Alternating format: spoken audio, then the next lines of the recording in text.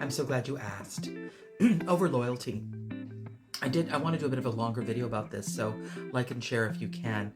Here's the thing. Over loyalty is often happening, my generational curse breaker. And you're having to cope with trying to keep the peace, trying to not piss them off, trying to avoid conflict constantly, trying to be accepted, trying to be liked, trying to be seen as their team member.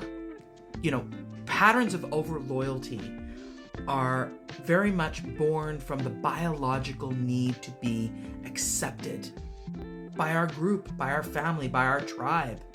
And in families that are not healthy, kind of dysfunctional, toxic, dare I say, they will perceive a person who is doing what is right for them, that is different from the group, as a betrayal, and will be seen as not loyal.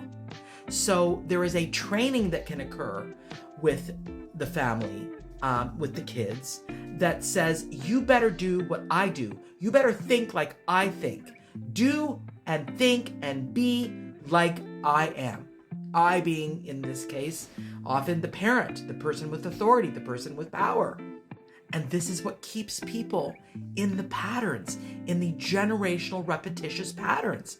And it's what I would call inappropriate loyalty or over loyalty, and what keeps us repeating crap over and over again. Look, if you're trying to no longer repeat the patterns that you have now recognized are not healthy, and you need to individuate and do differently and be your own person, what you're going to encounter very often is the people that are your family, that are your group, that are your tribe, shall we say, for lack of a better word.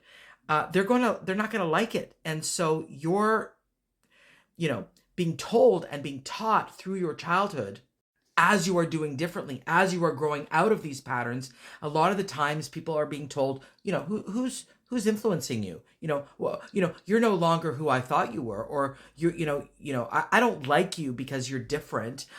There's this investment in sameness and in doing what we do simply because we do. And there's a lot of guilting, and you've got to learn how to cope with guilting. And there's a lot of shaming, and you've got to learn how to identify your sense of who you are that is different from what they say you are, especially if they're saying who you are now that you're doing differently.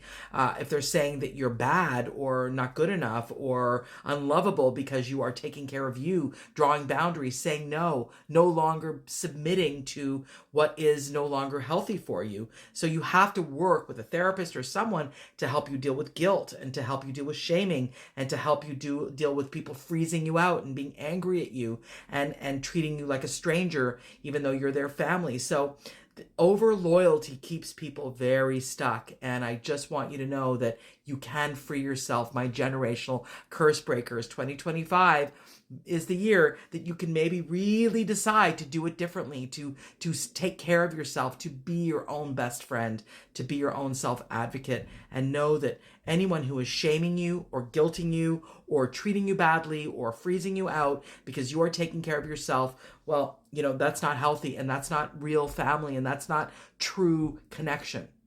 So take care of you. And my generational curse breakers, share this if this resonates, okay? Take care.